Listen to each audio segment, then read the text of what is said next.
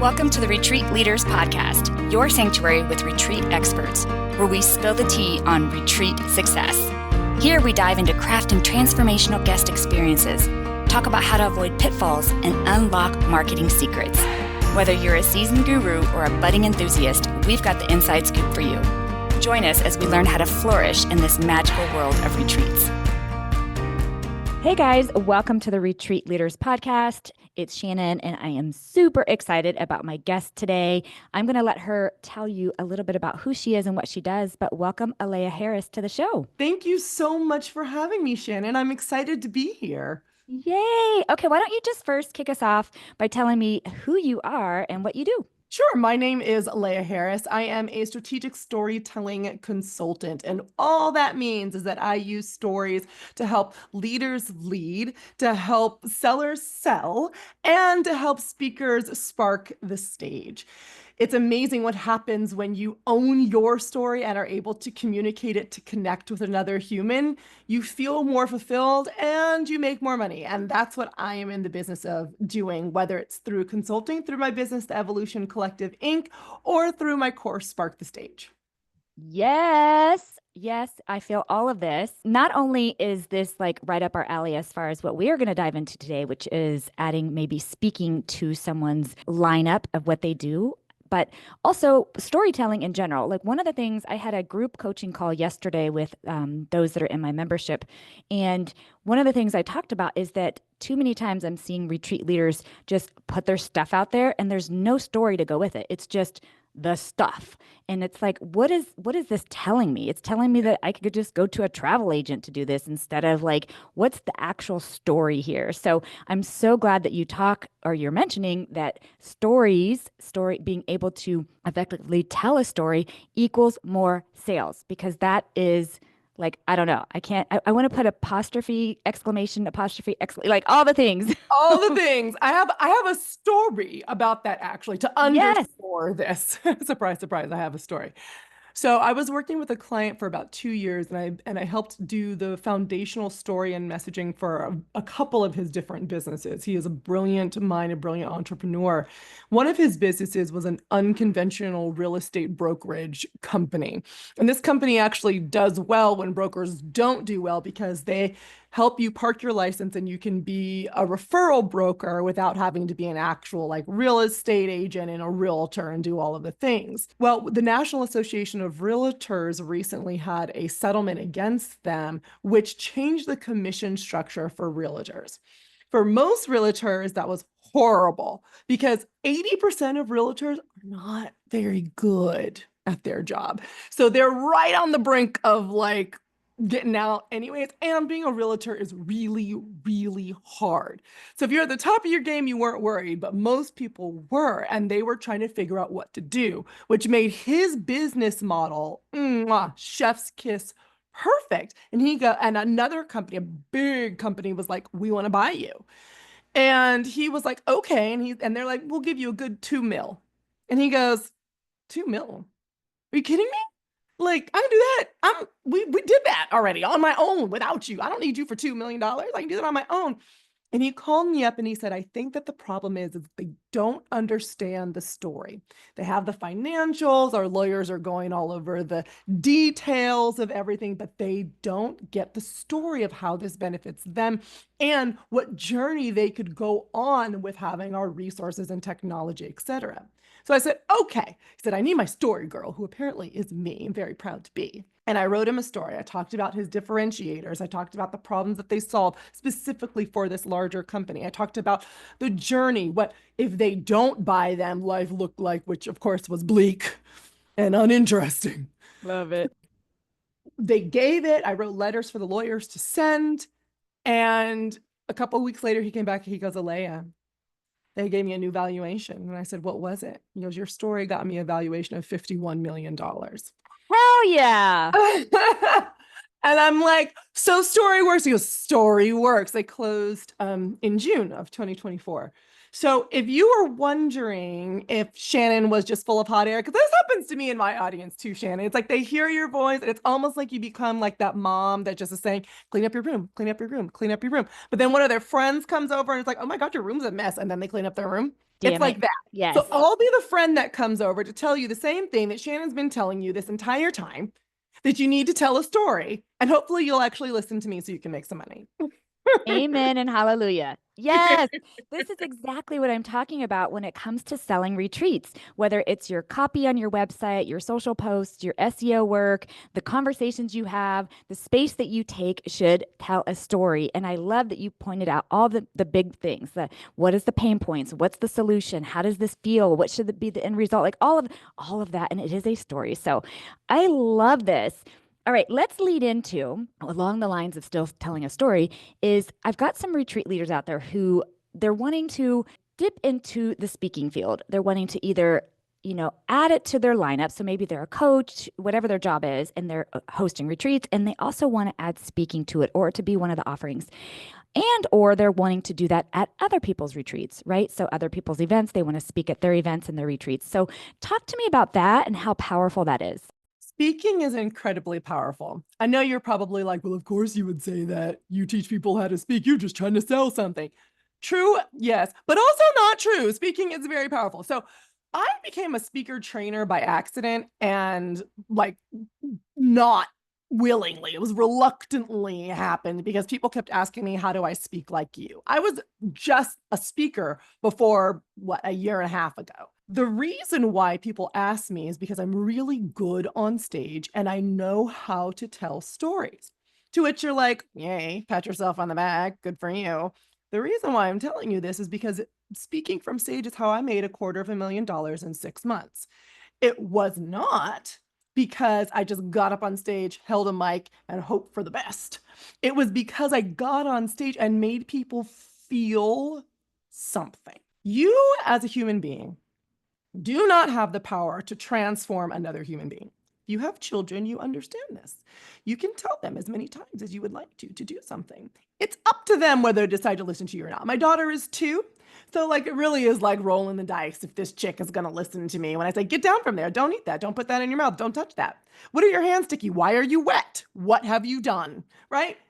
Zero control over this situation. It's not until she decides to listen that her transformation can take place. The same thing is true of an audience. Your job as a speaker, what I like to call a performance artist who delivers helpful information from the stage that is of high service to others, your job in that role is to make them, the audience member, believe so much that they can transform their story from where they are to a story that they actually like, that they take action to make that transformation. That's when you get up on stage and you're not having to pitch yourself over and over and over again for additional speaking gigs because speaking begets speaking. You will get booked from that stage to the next stage and the next. And yeah, you will. I'm pitching, but it becomes easier and you gain momentum when you are good on stage. And you are good on stage when you're focused on the right things. With love, the most love. So much love in my heart, I tell you this. It is not about you. When you are on stage, it's very easy to think that it's about you because you're the cute one with the little dress on, probably with a girdle underneath if you're like me. Got your makeup did, you got your hair did, nails done, right? You have the little lavalier mic, so you're feeling a little bit like Madonna, and the spotlight is on you. None of that matters. All of that is just so people can trust you. Your appearance is so that you don't put them off. The spotlight is just so they can see you. The mic is so that they can hear you. Your job is to lead a group transformational experience just like you would in a retreat. You just do it from the stage in a short amount of time and you make people believe that they can do it. That's what a good speaker is. Hey guys, it's Shannon. If you've been dreaming about hosting retreats or taking your existing retreats to the next level, let's make it happen together. Join me August 22nd through 24th for an unforgettable retreat leader mastermind experience. It's going to be located on my ranch in the beautiful Texas Hill Country. Here's what you'll get when you hang out with me and an amazing group of like-minded leaders. Learn my top strategies for marketing, business operations, and selling out your retreats. Connect with other passionate retreat leaders in a high-vibe, supportive circle. Recharge, relax, refresh, and soak up all the inspiration our ranch and our staff have to offer because you deserve it. This isn't just another workshop. It's a chance to step fully into your role as a heart-centered leader while building a business that thrives. I'll be right there with you, sharing everything I've learned from the years of hosting retreats and running my own venue. Spots are super limited, so grab yours now at profitwithpurposemastermind.com. Let's create retreats that transform lives, starting with yours. That's profitwithpurposemastermind.com. I can't wait to see you there. You know, this relates to everything about what we do as retreat leaders as well, because a lot of times retreat leaders, when they're holding space for their guests, especially new retreat leaders, more than anything, they think that the guests are all there for them as the retreat leader. And yes, of course, they're there for some of the skills and some of the experience and some of the humor or entertainment or whatever that is, but they're there for themselves. They're there so they can experience something, so they can have this transformation, so they can feel wowed and connected. And oh my gosh, do we sometimes forget that in the retreat business and obviously in the speaker world as well? Oh, absolutely. Or so there's a way to forget it, and that makes you be all puffed up and you just talk about yourself the whole time. Nobody likes that. Then there's also the same way that you still forget it. You think everyone's there for you and you become super stressed out and self-conscious. You're like, oh my God, they can see everything, they can hear everything. I have to be perfect. Oh my. Let's all take a collective deep breath and in and out. Remember, it is not about you. So you guys are retreat leaders. Most of you are as woo, probably more woo than I am. You know that the ego can sometimes override your good sense, your good common sense that your mama gave you. So you need to be like, hey, man, I know that need to have a little bit of a healthy ego to be able to say, I can do this. I have something important to say. But I'm not going to let the ego be in the seat to drive me towards thinking I'm better and more important than I am. And I'm also not going to let it overprotect me to the point where I feel like I can't step out and use my voice. If you have stage fright, there's a couple of reasons. You feel unprepared, you feel unworthy, or you feel like you are overly responsible for the outcome. Unprepared means that your stories are not ready. You need a better framework. You need to learn your sides. You need more time. You need to know it like the back of your hand. If you are unworthy, you don't believe your own story, and you may need to do your own transformative work before you get onto that stage. So you believe that your story is powerful. And the third thing is you don't have to be perfect. I channel most speakers that you talk to, channel from the spirit, channel from the universe, from the guy, God, the big donut maker in the sky, whoever you decide to look to, even if it is just your highest, best self. In my book, Spark the Stage, I call it your radically authentic self. I know that being on stage, the moment that the mic is either in my hand or I'm hooked up looking like Madonna, is a very small part of what speaking is. That's the performance. The work of a speaker happens off stage. It happens in meditation. It happens in journaling. It happens in you putting your hand on your heart. I learned this technique from one of my guests, Brett Cotter, on my podcast last night. I love it. He had me crying as soon as I was loving it. So you put your hand on your heart or wherever you feel tension, you breathe in and you speak out loud what you're thinking, what you're feeling. You let the pain out, you let the tears flow out. That's the work that happens in between being on stage so that you clear space to listen. Because when I get on stage, my slides are super simple. There's a structure, there's a framework, there's stories, I have things prepared. But then I listen and I realize that, oh, maybe this needs to be adjusted. This is what this room needs. This is what this person needs. This is where I need to take this. But you can only do that if you realize you don't need to be in control, right? So many things in life, like planning a retreat, and you have the spreadsheets and tick boxes and the clipboard and whatever, you feel like you have to be in control. You are in control of making sure that you have everything set up. And then you are also in control of making sure that you are comfortable enough putting it all away to be in that moment present with that audience to be of the highest service you can possibly be. Hey, it's Shannon here. I'm just popping in really quickly to ask a big favor. Would you pause the show and go review it for us? Please. Reviews really help us to be able to get more guests and more experts on the show to help you transform your retreats. So if you wouldn't mind pausing and leaving us a review, that would mean everything. And if you're not already subscribed, do that too. The listening part is like smacking me in the face in such a good way. It goes directly also with the ego part. And here's what I mean by that. My first, I don't know, year or two of hosting retreats, it really was like the actual execution of the retreat was so ego driven. And what I mean is, I felt like I had to be the answer for everything. I had to be literally all of the things. I had to be present all of the time. If there was a lull in the energy, I had to fill it. Like it was just, first of all, fucking exhausting, like just exhausting, because who can do all of that and I still. bet it sounds exhausting. Even that sentence you said, when there's a lull in the energy, you had to feel it. My whole body went, oh. So yes, and yes, that's exactly what happens in your body, in your heart, and in your mind. And it wasn't until I really did do some of those things that you're talking about. I had to journal it out. I had to cry it out. I had to pause and go, what am I doing? Is this even what I want to do? And really go, where is this coming from? And it was coming from my ego. It really was. I wasn't pausing and listening. I wasn't even allowing, right? There was like hardly any allowing there. And now I really have learned to remove myself a lot from the spaces so that people can find their own connection after the speaking, right? Like after the moments, or allowing them to connect with each other, allowing them to find what they're needing without me being the one that's carrying it all. And so it was one of those things where I had to make this huge adjustment, and I had to find that space to listen. You got to make the space to listen. So thank you for sharing that. Absolutely. It's so funny because my worst clients are the ones who know the most. Like, I love it. But as soon as I get a doctor, I'm like, oh, crap. And I tell them straight to their face, you, my friend, are going to be difficult. I was doing the brand story for a dermatologist, double board certified, and she was creating this skincare.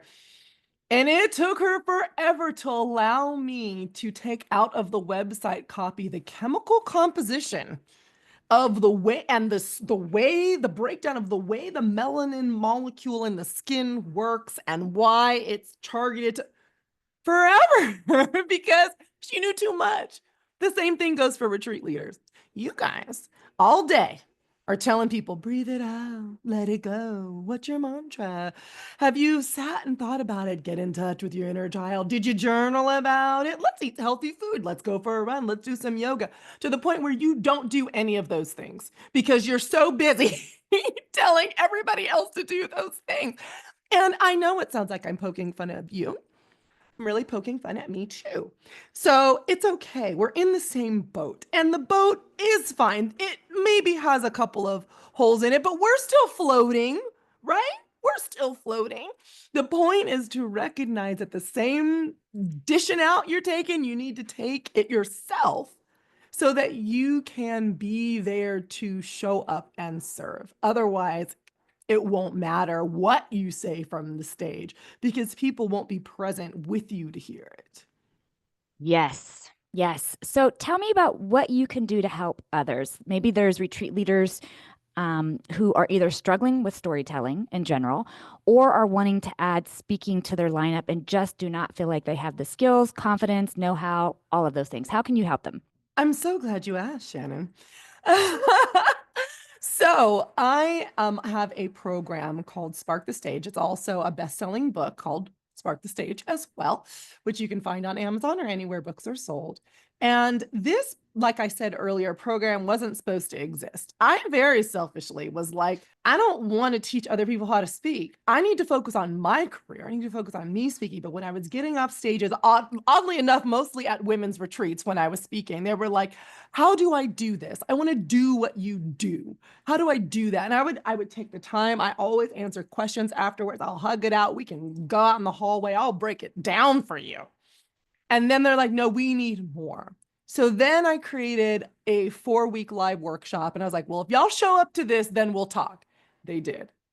So then I created the course, and it's an on-demand course that teaches you soup to nuts, if you've never spoken on stage to even if you've spoken on a few, how to dive into yourself, rifle around, and figure out who you are and what your why is, how to find your crisis stories that are compelling and powerful, how to translate those stories into tried and true frameworks that I promise you will capture the hearts and minds of your audience, and then how to layer those frameworks into the structure that I call a Radical Spark signature talk, which is basically everything from my award-winning talks, everything that corporate event planners have told me they love, put into a structure that it's like, if you do it, if you just follow directions, there's like a template, it's like Mad Lib style, right? You will come up with a great talk. And I teach you everything from how to use the stage, where to put your hands, how to walk back and forth, how to craft a slide deck, how to pitch, where to find gigs, what to do once you get the gigs, how much to charge, all of it. It is how to become a professional speaker from soup to nuts, all in one. There's an on-demand course that you can take at your leisure. I recommend doing it over 6 weeks, but I have people that have done it in shorter. I have some people that I am nudging to do it still after a year. And then you get me, because I have this problem. I like people. Like when you, and I'm sure like maybe with like retreat people too, you're like, well, I have to have packages and like what comes in what package. And that was not working for me because I would just give everybody everything, whatever package they got. And that's not fair to people that buy the higher package, right? So what happens is you buy it, then you get me for 12 months and you're stuck with me, kid. You can talk to me in group coaching. There's Slack. I will review videos. I will answer questions. We can talk about existential crises that tend to happen in the beginning. Who am I? Why am I doing this? All of it for a year. And you just pay them up front and then you get me. And we can just really help you grow and develop as many talks, as many situations as you would like. So it's called Spark the Stage. If you want to schedule a call to talk to me about how it works for you, you can go to aleyaharris.com/spark, ALEYAHARRIS.com/spark. Yes, and all of this will be in the show notes. So thank you so much for coming on and telling people, really showing people how important storytelling is, no matter really what business they're in, to be quite frank with you, but especially for Yes. us retreat leaders and how they might even be able to expand that storytelling onto the stage itself. So thank you so much. Thank you for having me, Shannon. Thanks for listening to the Retreat Leaders Podcast. Learn more at www.theretreatranch.com. See you next time.